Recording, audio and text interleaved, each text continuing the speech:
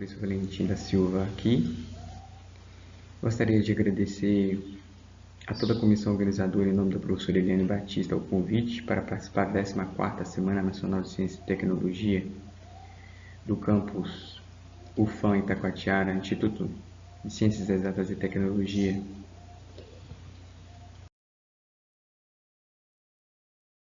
Bem, a palestra que eu vou tratar aqui tem como abordagem a metodologia da pesquisa em educação, relato de análise qualitativa de conteúdo. Espero que todos e todas possam aproveitar essa preleção.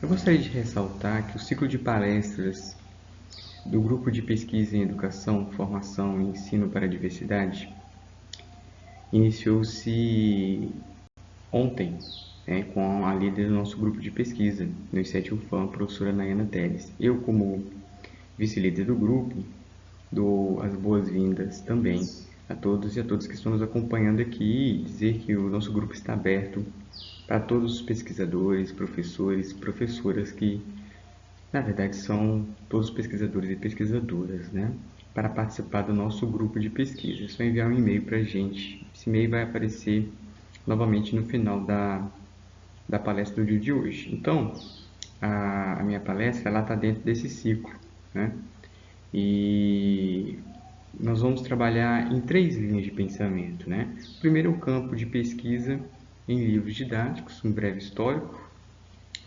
Vou falar um pouco da perspectiva teórica do tratamento dos dados e tentar elencar alguns exemplos rápidos, tendo em vista o tempo destinado para essa atividade. E, para fechar, vou demonstrar rapidamente também 2 exemplos de análise de livros didáticos. Então, vamos para a primeira parte da preleção. É necessário enfatizar que há 4 aspectos fundamentais nesta área de pesquisa que têm sido objeto de reflexão dos pesquisadores das ciências sociais. O primeiro refere-se às implicações do texto pedagógico. Em outras palavras, refere-se ao uso desses livros didáticos pelos professores e sua recepção pelos alunos. Em outras palavras, seria compreender como os estudantes recebem, como eles constroem esses ensinamentos que estão contidos nos livros didáticos. Não necessariamente todo o conteúdo do material didático ele é transmitido de uma maneira bancária, automática para os estudantes. Isso a gente precisa de ter isso muito claro em mente. Segundo, está focado na análise do próprio livro, o texto, ou seja, no livro didático, com atenção especial ao que está incluído no mesmo, o que é emitido, o que é omitido, as causas dessas inclusões ou omissões e os conteúdos apresentados, ou seja, estarmos atentos aí aos sinais dos currículos ocultos também, ou seja, presenças e ausências. Dizem muito sobre o que é desejado para que possa ser transmitido para gerações futuras, para aqueles grupos que detêm esse poder de seleção de conhecimentos para gerações futuras. O terceiro descreve a importância da dimensão filosófica da pesquisa, ou seja, nenhum material didático de nenhuma disciplina ele é neutro. Ele tem também uma perspectiva de dimensão filosófica. Eu quero dizer o seguinte, qual é a perspectiva de ensino, de educação, de visão de mundo está embutida, está por trás, ou dá a cara para esse material didático? É cognitivista?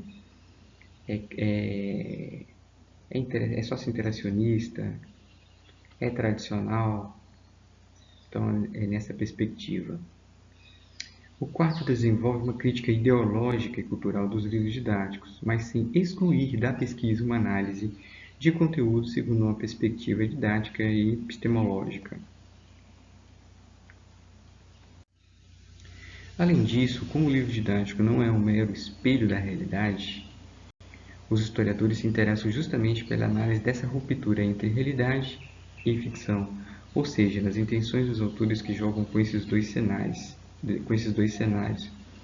É porque o pesquisador ele precisa de ter esse feeling para observar que ele não é um puro reflexo da realidade. Ele joga com esses dois cenários, né, da realidade e da ficção. Ou seja, aquilo que os organizadores dos livros ou as instituições que estão responsáveis por organizá-los, o que eles querem transmitir, como eles querem e o que eles não querem transmitir, lembrando novamente. Assim, não devemos perder de vista que as estruturas de dominação são legitimadas pelas ideologias dos grupos que detêm o poder, e que, historicamente, todo discurso é produzido e interpretado, ou seja, está situado no tempo e no espaço. O velho Freire sempre diz que nós estamos no mundo e com o mundo.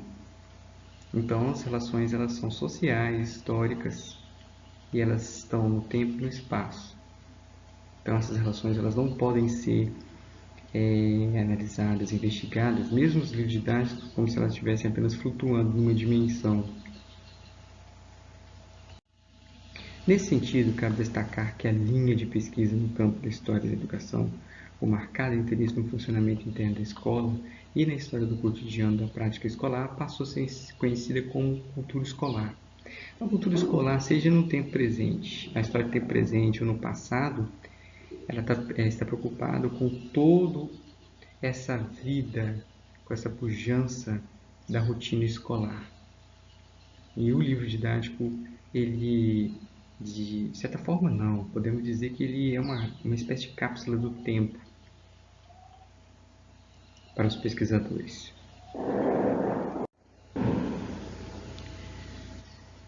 Para esta área de pesquisa, os livros são fontes históricas, ou seja, são documentos, e o cruzamento do livro didático com outras fontes primárias dos contextos de transmissão e recepção do conteúdo do livro didático para alunos e professores é de extrema importância. Lembrando aqui o triângulo didático, né? Professor, estudante, o educando, dependendo da perspectiva da educação, e livro didático. Então, a gente tem um triângulo didático aí que perpassa o tempo.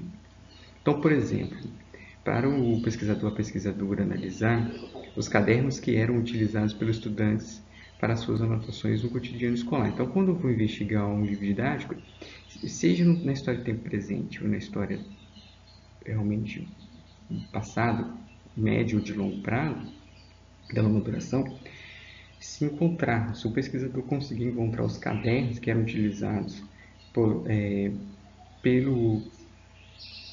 dos alunos, né, que utilizavam aquele livro didático, aquela coleção que faz parte da amostra dos pesquisadores, é interessante cruzar realmente o que foi trabalhado pelo professor ou pela professora na época com os seus estudantes, para ajudar a fazer um cruzamento e confrontar aí essas informações, o que realmente foi transmitido e o que foi recebido para os estudantes tendo em vista esse triângulo didático, né? Professor, professora, estudante e livro didático. Isso é uma perspectiva que tem sido colocada de uns 5, 10 anos para cá, né? Não é algo que era muito corriqueiro, né? Nessas pesquisas de cultura escolar, tendo em vista tendo o livro didático como objeto de estudo. Da mesma forma, o livro didático não apenas aponta traços da cultura presente nas escolas, mas também se comporta como um dispositivo histórico. É um componente explícito da cultura escolar. É por isso que eu disse que ele, de certa forma, é uma cápsula de tempo presente e de tempo na longa duração, porque ele vai nos dar esses sinais, esses emblemas desse trajeto, como é esse cotidiano escolar nessa sociedade, nesse estado, enfim.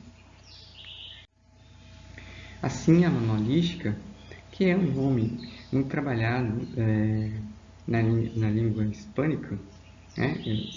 Esse termo ele é mais propício para o espanhol, ele constitui, na verdade, um campo de conhecimento e pesquisa sistemática sobre os livros didáticos.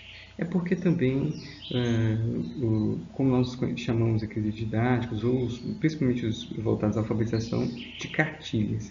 Também eles chamam também muito de livro-texto ou de manuais escolares. Então, tem também a curiosidade da origem do termo. A semanologia constitui um campo de conhecimento e pesquisa sistemática sobre os livros didáticos, como mencionei há pouco. Este campo teve seu início dos anos 1990 e desde então se tornou um campo de pesquisa muito profícuo. Há vários grupos de pesquisa na França, no Brasil também, né, principalmente na PUC São Paulo. Tem aí os pesquisadores ligados à parte da história da educação, da cultura escolar, que trabalham na história da educação, mais especificamente tendo em vista os manuais escolares, como o pessoal do grupo de pesquisa na Federal de Uberlândia, o professor Décio Gatti, enfim, e outros professores em outras regiões do país. E além na América dos estudos da América do Norte, na Europa, Espanha e Canadá. Segundo Alcembache, o livro didático, como fonte primária, ou seja, o documento, como já especifiquei, ganhou o status de patrimônio histórico da educação. É uma outra linha, né, de investigação dentro da história da educação,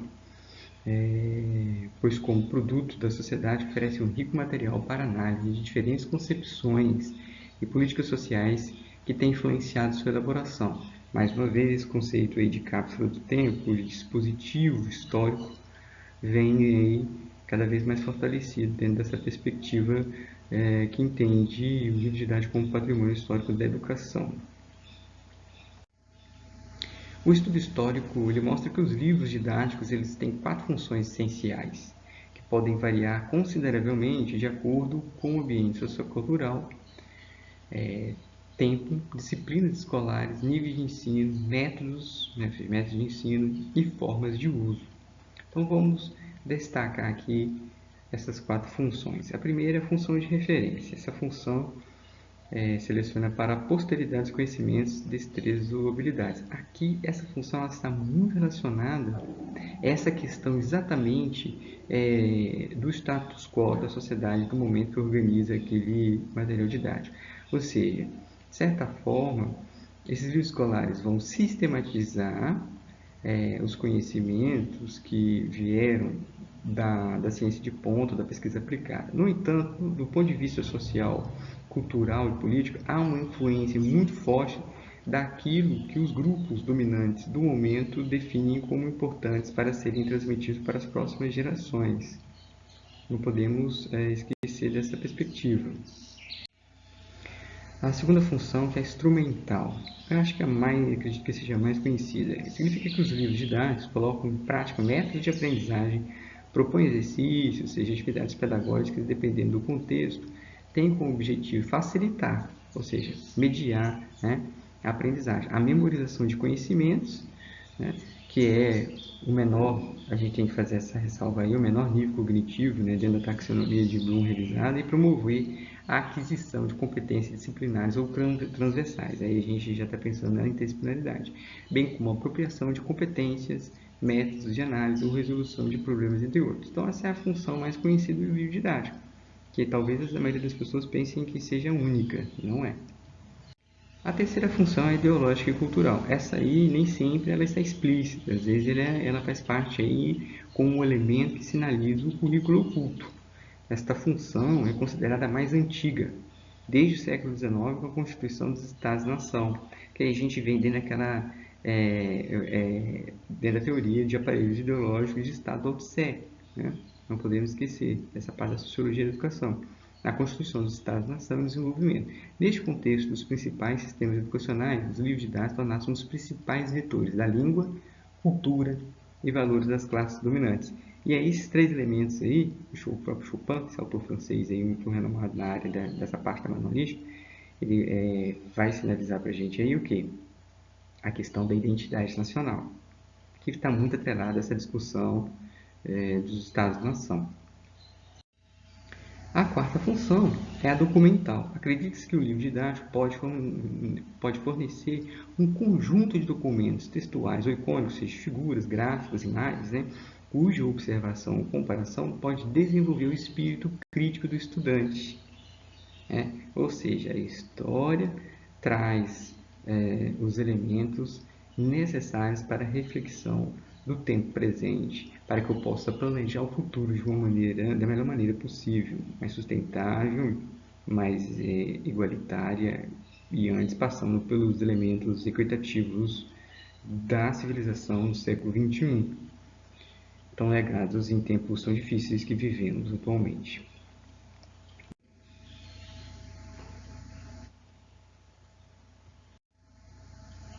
Quando um livro é simplista, opções escolhidas pelos seus organizadores, lembre-se, ou seja, eu gostaria de, como eu fiz aí, um destaque, simplista, não simples.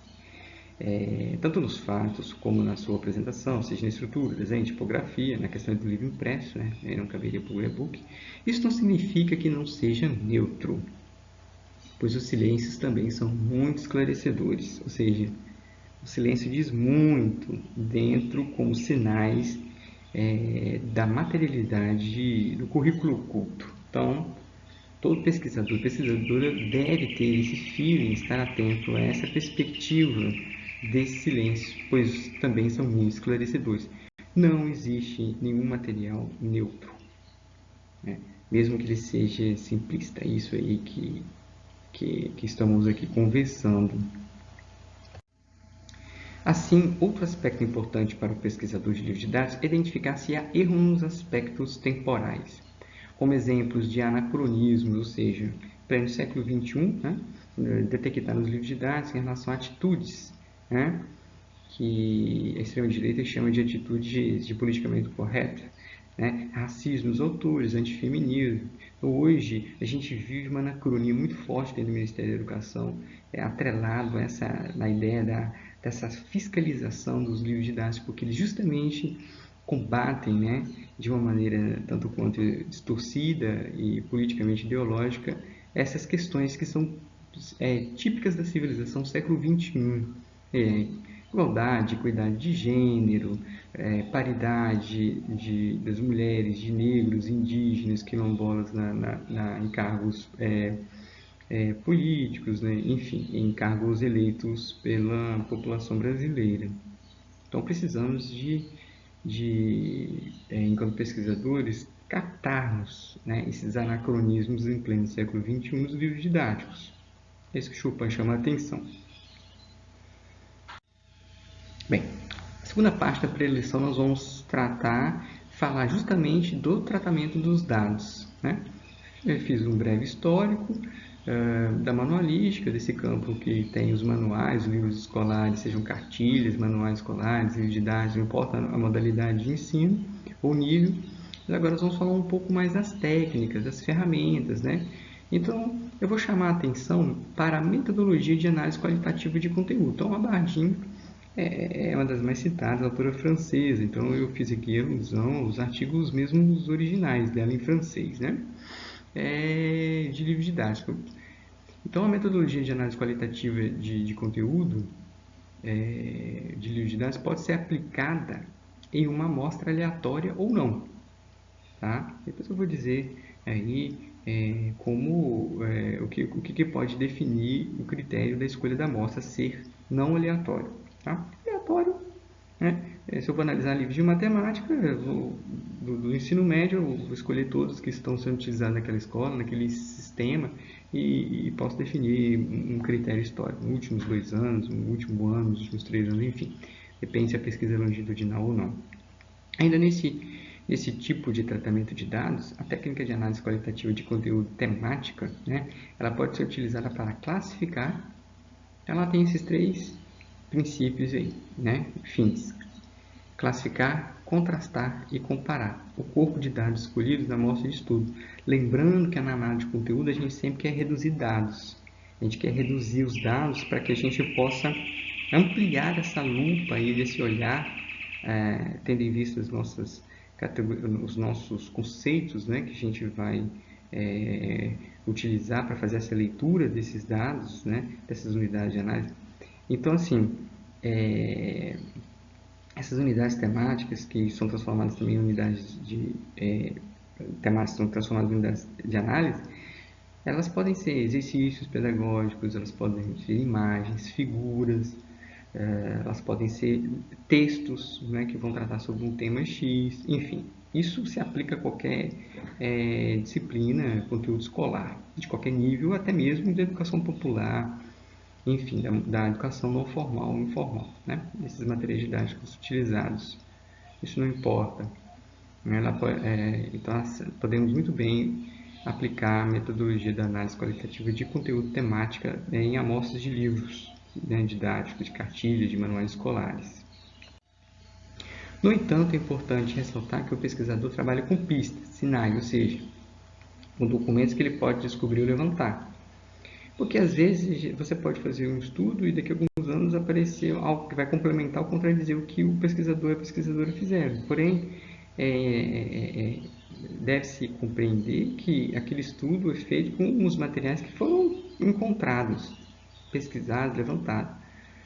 E às vezes há materiais que ficam, por exemplo, alguém resolve doar, um acervo, enfim, então, e pode se complementar, principalmente esses livros didáticos que eram utilizados para alfabetizar nos anos de chumbo da ditadura no Brasil. Os livros foram enterrados, né, porque a, a polícia, o exército brasileiro, a polícia do exército procurava, queimava esses materiais, né. Ressalta-se que a análise dos dados de pesquisa deve ser organizada em três fases. Então, essa metodologia ela tem três momentos. Então, primeiro é a fase de preparação, de organização, onde o pesquisador ele vai definir as linhas gerais do estudo. Ele pode fazer uma entrevista exploratória com alguém que tenha organizado uma determinada coletânea, enfim, para que ele possa conhecer um pouco mais do objeto que ele está escolhendo, que ele está definindo, conversando com o orientador, enfim. Então, é uma fase assim que você pode utilizar vários meios, né? Entrevista, exploratória, por Skype, presencial, agora em tempos de pandemia, né? Por Skype, por WhatsApp, enfim, pelos diversos aplicativos que existem aí, né? Para justamente organizar as ideias. Não necessariamente são coisas que você vai escrever, vai colocar no texto, mas que vai ajudar aí nessa organização das ideias para facilitar a segunda fase, que é a exploração dos livros didáticos, ou seja, aqui já entra os critérios de inclusão e exclusão para definir, onde você já vai definir os critérios de inclusão e exclusão da amostra, né? Corte temporal, história tem presente ou não. Adiante eu vou falar um pouco mais sobre essa perspectiva dos critérios qualitativos que a gente vai utilizar para ajudar a definir a amostra. A terceira e última, e uma das mais complexas, é a preparação do relatório científico, né? Ou seja, é aonde eu vou fazer a interpretação e a inferência. Bem, eu não vou entrar aqui nesse detalhe, depois a gente pode organizar mais uma preleção, uma palestra aí sobre esse tema dentro do nosso grupo de pesquisa. Existem os softwares, né, livres, outros, tem as versões gratuitas e as versões pagas de análise quantitativa ou só quantitativa ou qualitativa. No caso aqui eu estou falando mais da perspectiva qualitativa, né? Então existem vários, né? Quagmire, Atlas TI, existem vários, né? Que ajudam a fazer essa interpretação, esse armazenamento dos dados. Né? Mas isso aí é assunto para outros, história para depois, né? Então, se eu estou fazendo um artigo, um relatório de iniciação científica, ou uma dissertação, uma tese, é aí nessa parte da apresentação e da discussão dos dados, confrontando com outros estudos, né, cruzando os continentes em vários idiomas, para buscarmos diferenças e semelhanças, né, e peculiaridades, né, que é o forte da pesquisa qualitativa. O forte da pesquisa quantitativa são padrões, né? Semelhanças, as diferenças, peculiaridades ficam mais na pesquisa qualitativa. Além da abordagem qualitativa, existem também os métodos quantitativos, né? Eles também são utilizados em outros estudos para mensurar aspectos do texto em termos de frequência, né? E extensão do espaço alocado para um determinado tópico. Tem estudos que mesclam quali e quant. Aqui eu só vou falar um pouco, assim, claro, a perspectiva quant é muito importante, mas existem especificidades, né? Ou seja, o ponto forte de um e de outro, certo? Isso se traduz especificamente na quantificação da frequência de determinadas palavras, ou nomes, lugares ou datas que aparecem na amostra de livros didáticos de pesquisadores que optam pela análise quantitativa do conteúdo. Os softwares de análise qual-quant, eles apontam muito, por exemplo, quais são os temas que mais aparecem em determinado material, até pelo número de vezes que se repetem, né, aquelas frases ou aquela determinada palavra-chave. Que isso ajuda também nessa brainstorm, né, nessa tempestade de ideias ali na fase de preparação. Então, essa é a frequência, né? Quantas vezes, por exemplo, a palavra sexualidade, o gênero apareceu no material ou um determinado conteúdo de matemática ou de química ou de biologia, né? Ou de história. Na perspectiva quant, né, também envolve medir a maior ou menor extensão de espaço alocado para um determinado evento tópico, ou seja, o que aparece mais e o que aparece menos. Ajuda também a medir isso, né, de certa forma. O que é mais, se chama mais atenção, o que fica mais oculto ou se fala menos. Como em outros campos da pesquisa social, os métodos quantitativos são úteis na análise de grandes amostras, como eu comentei, por exemplo, em pesquisas longitudinais. Vamos imaginar, vamos fazer uma pesquisa para analisar os livros de matemática e biologia nos 4 últimos governos do estado do Amazonas, nos últimos 5 governos do estado do Amazonas, nos últimos 20 anos. Então, a perspectiva quant aí, ela é uma ferramenta metodológica que vai ser muito útil para levantar esses dados mais quantitativos.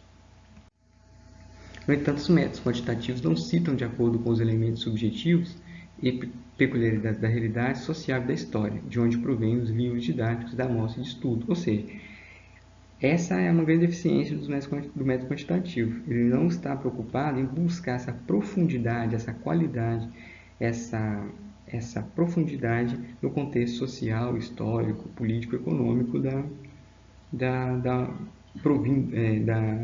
do contexto, da onde foi fomentado, construído esse materialidade.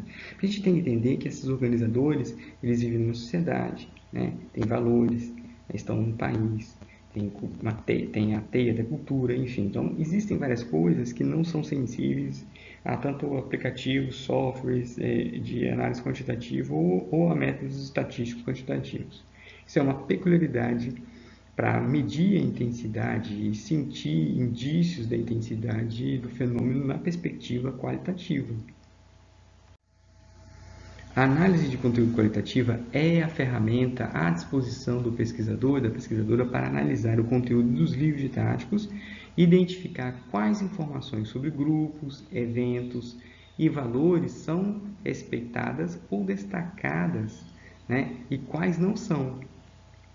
Então, isso é extremamente interessante e rico para os investigadores, para os pesquisadores e as pesquisadoras. Então, dessa forma, eu gostaria de deixar uma recomendação metodológica de Walsh, que é um artigo-chave para quem vai fazer análise de rigidez na área de estudos sociais, dessa perspectiva qualitativa. Deve-se incluir profundidade e detalhes na comunicação dos resultados e uma explicação clara de como os livros de dados foram analisados. Ou seja, o processo de análise dos dados não deve ser subjetiva.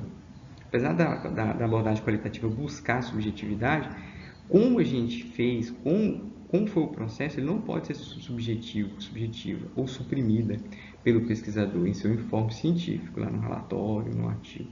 Então, essa é uma grande crítica que os trabalhos na América Latina e no Brasil recebem. Eu estou dizendo que na Europa, na América do Norte, no Ocidente, não existem esses problemas de subjetividade, ou seja, de não comunicação no processo de codificação, decodificação e de tratamento dos dados, mas é uma grande crítica qualitativa nos trabalhos em América Latina. São muito enciclopédicos, muito livrescos, teóricos ao extremo, ao ponto de que você não consegue entender como aquilo foi mensurado, como aquilo foi inferido do ponto de vista respeitando as perspectivas subjetivas da pesquisa qualitativa. Porque tem pessoas que falam, não, mas professor Fabrício, mas como assim? É a qualitativa, busca o subjetivo. Sim, mas a maneira, nós temos que comunicar para os nossos pares em uma linguagem clara, como que nós enquanto pesquisadores ou pesquisadoras, elaboramos, chegamos àquele processo. Então, não é possível que toda minha análise só eu seja capaz, ninguém, e pelo menos 70% da análise do resultado que eu cheguei, outros pares, ao revisitarem, possam discordar, concordar em até 30%, 40%, isso é normal, mas discordar em 100%, ou não entender como a gente fez a análise, aí realmente fica muito complicado para validar esse estudo, né? Aí o rigor fica muito comprometido. É isso que eu gostaria de chamar a atenção.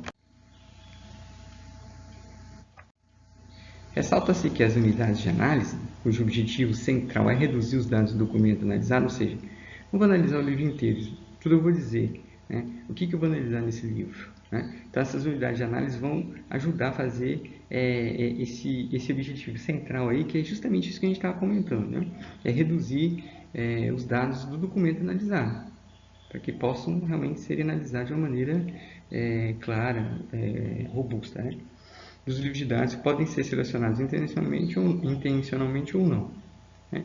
Então, assim, as unidades de análise, elas têm esse objetivo de redução de dados, né?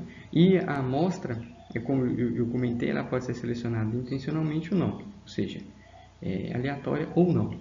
Existem critérios de valor histórico, de utilização ao longo do tempo por um sistema educacional e até mesmo de livros didáticos que foram proibidos ou que são excluídos de um determinado plano nacional de livros, né, a serem adotados em um município, um estado e um país. Então, esses são alguns qualitérios qualitativos que o pesquisador e a pesquisadora devem estar atentos ao escolher a amostra, né, que vai, ou seja, quais são os livros didáticos daquele conteúdo, daquele estado, daquele país, daquele município, daquela modalidade aquela disciplina entrarão na amostra. Quais são esses critérios? Tudo isso tem que ficar muito claro na metodologia, né? Se for, professor, mas e se for, eu quero que seja aleatório, são livros de matemática do terceiro ano do ensino médio utilizados no município de Taquatiara, não tem problema. Na rede público-privada, enfim, não tem problema. Ou seja, pode ser aleatório, né? Mas aí tem que deixar isso claro. Mas quando não é aleatório, tem que explicar quais critérios qualitativos foram utilizados como critério de inclusão e exclusão da amostra.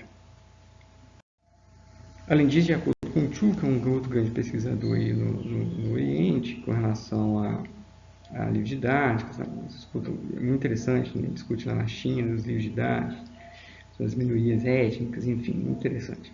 A justificativa e a explicação da estratégia de amostragem são essenciais para integrar o rigor aos resultados da análise. Então, todas essas recomendações aqui que estamos tratando, trata-se disso, de rigor aos resultados da análise. Isso é muito importante